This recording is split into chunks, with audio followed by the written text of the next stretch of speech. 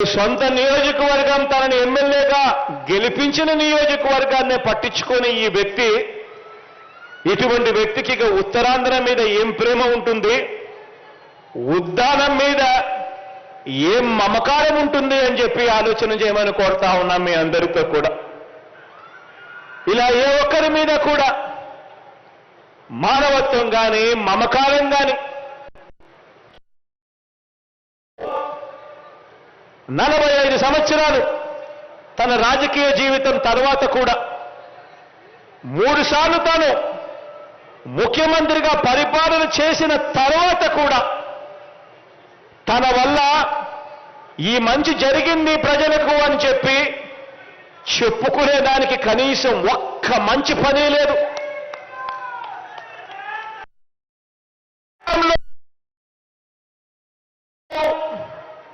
ఈ మంచి స్కీమ్ చేశాను, ఈ మంచి స్కీమ్ తీసుకురావడం వల్ల ప్రజలకు మంచి జరిగింది అని చెప్పుకునేదానికి కనీసం ఒక్క స్కీమ్ కూడా చెప్పుకునే పరిస్థితిలో లేడు. పోనీ తాను మాట ఇస్తే ఆ మాట మీద తాను నిలబడ్డాడు అని, ఆ మాట కోసం తాను ఎందాకైనా పోయాడు అని, ఆ మాట నిలబెట్టుకున్నాడు అని కనీసం చెప్పుకునేందుకు కనీసం అయినా కనీసం మాట మీద నిలబడిన చరిత్ర లేదు. ఇలాంటి ఆయన ఇక ఎన్నికలు వచ్చేసరికి ఆయన దేని మీద ఆధారపడతాడో తెలుసా? ఎన్నికలు వచ్చేసరికి తాను ఆధారపడేది పొత్తుల మీద, ఎత్తుల మీద, జిత్తుల మీద, కుయుక్తుల మీద తాను ఆధారపడతాడు. ఈ పెద్ద మనిషి మరో వ్యక్తి మీద కూడా ఆధారపడతాడు.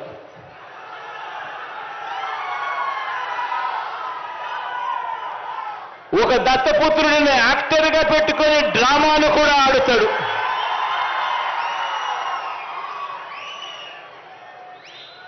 ఈ దత్తపుత్రుడు ఎవరు అనంటే, ఎలాంటి వాడు అనంటే, మొన్న తెలంగాణలో తాను పోటీ పెట్టాడు. తాను తెలంగాణలో అభ్యర్థులు నిలబెడుతూ పోటీ పెడుతూ తెలంగాణలో తాను అన్న మాటలు వింటే నాకు ఆశ్చర్యం అనిపించింది. ఆ పెద్ద మనిషి దత్తపుత్రుడు అక్కడ తెలంగాణలో తాను అంటాడు, తెలంగాణలో తాను పుట్టినందుకు తెగ బాధపడిపోతున్నాను అని చెప్పి అంటాడు. తెలంగాణలో తాను పుట్టినందుకు తన దురదృష్టం అని చెప్పి కూడా అంటాడు. ఇలాంటి వ్యక్తి మొన్న తెలంగాణలో ఇలాంటి డైలాగులు కొట్టిన నాన్ లోకల్ ప్యాకేజ్ ఇస్తారు ఈ పెద్ద మనిషి చంద్రబాబు నాయుడు గారికి ఇంకొక పార్ట్నర్. ఈ పెద్ద మనిషి ఆంధ్ర పాలకులకు చుక్కలు చూపిస్తా అని చెప్పి తెలంగాణలో డైలాగులు కొడతాడు. ఆంధ్ర పాలకులకు ఈ పెద్ద మనిషి చుక్కలు చూపిస్తాను అని చెప్పి తెలంగాణలో డైలాగులు కొడతాడు. ఈ ప్యాకేజీ ఇస్తారు, ఈ మ్యారేజ్ ఇస్తారు.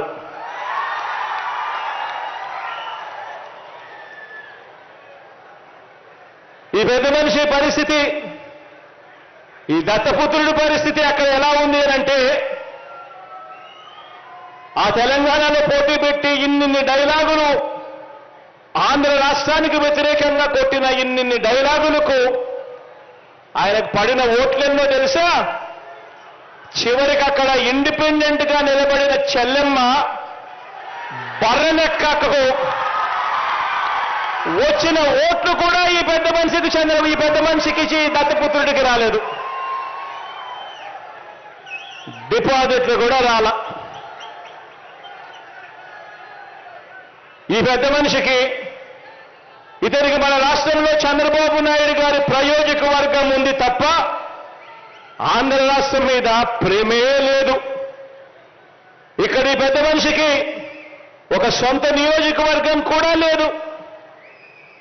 వీరిద్దరూ కలిసి 2014 నుంచి 2019 మధ్య వీరిద్దరూ కలిసి ఎన్నికల్లోకి కలిసి వచ్చారు. కలిసి వచ్చి 2014 నుంచి 2019 మధ్య ఈ ఉద్యానం ప్రాంతానికి మంచినీరు ఇవ్వటం ఎలా అని చెప్పి కనీసం ఆలోచనైనా చేశారా అంటే అదీ లేదు. ఈరోజు నేను ఆ పాట పెట్టాలంటే రాబోయి మా రాష్ట్రానికి తాగడానికి తినడానికి బ్రౌన్ షుగర్ మందు ఉన్నది, చక్కగా ఈజీగా గంజాయి దొరుకుద్ది, తాగడానికి బోల్డెన్ సర్కార్ సారా ఉంటుంది. నిజం అది. సో చక్కగా బ్రౌన్ షుగర్లు గంజాయిలు సారాలతోటి చాలా డబ్బులు వచ్చేసినాయి వాళ్ళకి. వాళ్ళందరి దగ్గర వేల కోట్లు వచ్చేసినాయి.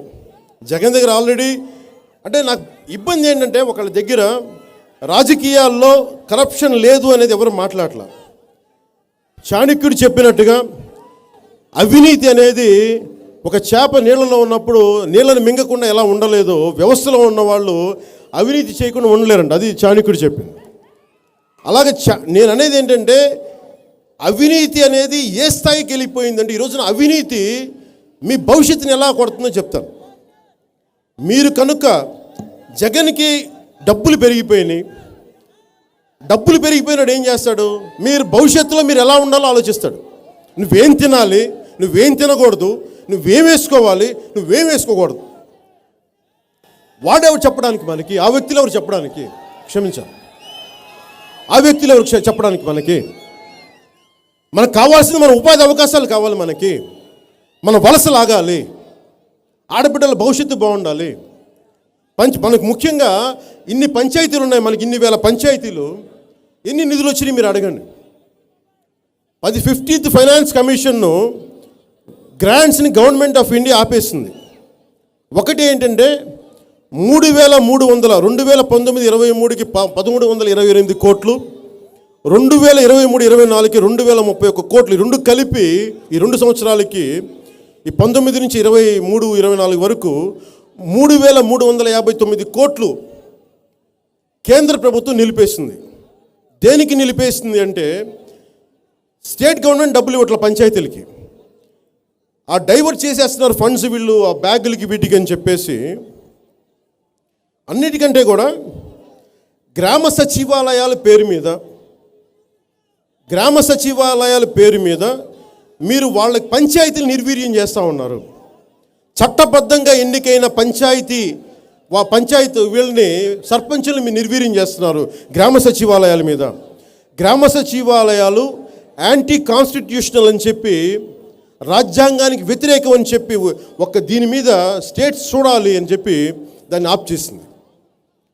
సో మీ భవిష్యత్తుని సంపూర్ణంగా ప్రతి చోట పల్లెటూరుల దగ్గర నుంచి పట్టణాల దాకా నిర్వీర్యం చేస్తూ ఉంది, ఉపాధి అవకాశాలు లేకుండా చేస్తుంది. సో ఈ రోజున మనకి మీ చేతిలో ఉన్నది బలమైన ఆయుధం ఉంది. మీ ఓటు అనే బోటు మీద సముద్రం దాటాడు జగన్, దాటగానే తెప్ప తగలేశాడు.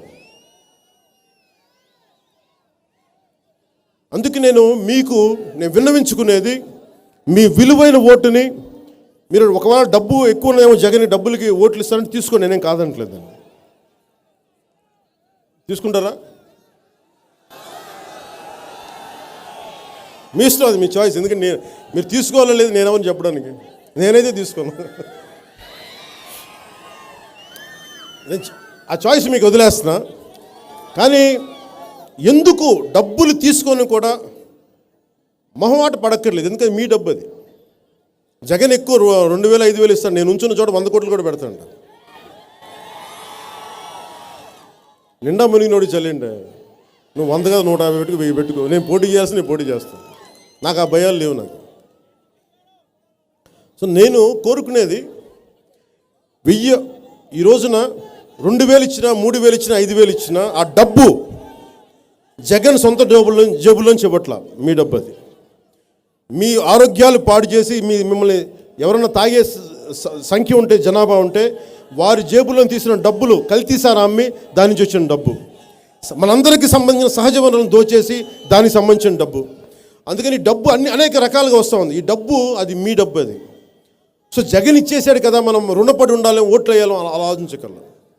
ఈసారి మార్పుకి మీరు ఓటేయండి. ఒక 5 సంవత్సరాలు మీరు జనసేన తెలుగుదేశానికి నిలబడండి. నేను మీకు ఇది కూడా చెప్తున్నాను, జనసేన ప్రభుత్వంలో భాగస్వామ్యం తీసుకుంటుంది, అందుకే మేము బాధ్యతగా ఉంటాం. మన ప్రభుత్వంలో బాధ్యత తీసుకుంటాం, అధికారం తీసుకుంటాం, అన్ని స్థాయిల్లో అధికారం తీసుకుంటాం. నేను ఇక్కడ దాకా తీసుకొచ్చాను, ఒంటరిగా తీసుకొచ్చాను పార్టీని.